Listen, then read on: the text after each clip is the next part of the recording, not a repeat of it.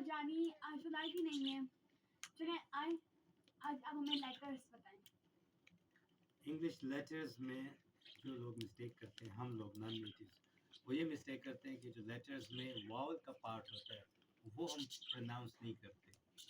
English letter के vowel parts का वो हम प्रोनाउंस नहीं करते। जैसे वॉल ए वॉल है ए, तो ए तो ठीक है, हम वाई को नहीं ऐड करते। वाई ऐसा वॉल साउंड तो नहीं है, लेकिन फिर भी वॉल से रिलेटेड है, हम कहते हैं ए नहीं ए। तो उसका शुरू का जो वॉल पार्ट है ए, उस पर स्ट्रेस होना चाहिए ए। दूसरा है बी, हम कहते हैं बी, गलत। बी के बाद जो वॉल पार्ट है बी, जैसे बी के स्पेलिंग हो बी ई ई, तो बी। फिर है सी, सी शुरू का सी, जैसे एस ई ई सी, सी।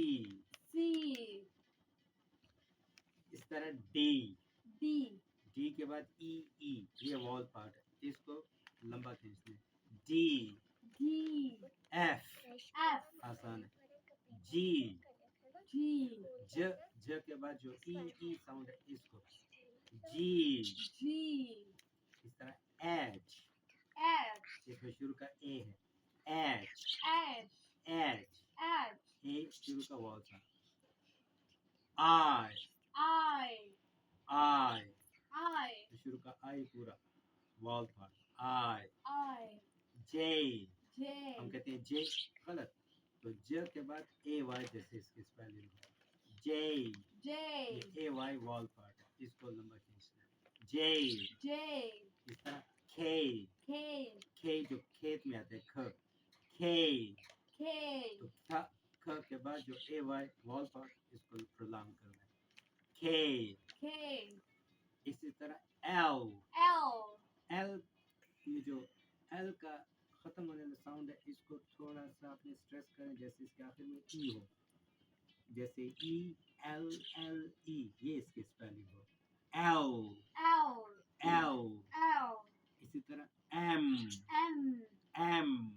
जैसे इसकी spelling E M M E हो, जैसे इसके आखिर में ई हो, वॉल पर एम। इस तरह एन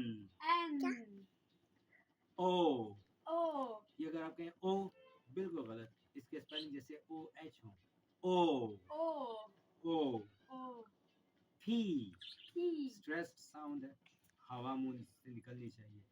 फी हम कहें फी, गलत। फी वॉल पार्ट इसका पूरा प्रोड्यूस होना चाहिए। फी इस तरह क्यू, जैसे इसके स्पेलिंग को क्यू वाई ओ यू, तो आप कैसे कहोगे क्यू? यस, तो यू जो पार्ट है इसको पूरा क्यू। यू पार्ट क्या है? Wall part. वॉल पार्ट को अपने लंबा खींचना है क्यू। आर, तो R A R. S T ठ के बाद जो ई ए, जैसे इसके स्पेलिंग को टी ई ए टी, तो टी वॉल पार्ट पूरा पूरा टी।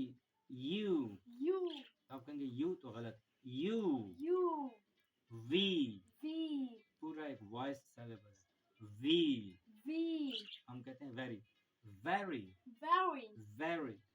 तो वी एक वॉइस सिलेबल है, ठीक है। तो वी डब्ल्यू एक्स वाई, तो वाई व और फिर आई, ये वॉल पार्ट है आई, इसको लंबा खींचना है वाई।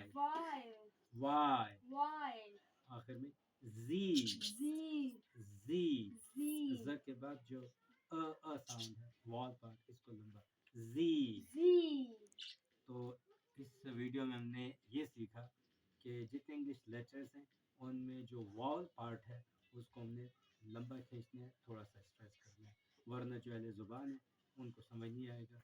कभी आप अगर कॉल सेंटर में जॉब कर रहे हैं या मेडिकल बिल में आप कॉल कर रहे हैं किसी को, जो प्रोफेशनल लोग हैं, उनको जब ईमेल एड्रेस बनाना पड़ता है अपने क्लाइंट्स को, तो उनको फिर बहुत तकलीफ होती है क्लाइंट्स को समझने में या इनको समझाने में। तो इसलिए ये जो बेसिक्स हैं इंग्लिश लेटर्स, इनके वॉल पार्ट पे गौर करना चाहिए कि इनको लंबा या स्ट्रेस करना है। ठीक है, ओके। ओके।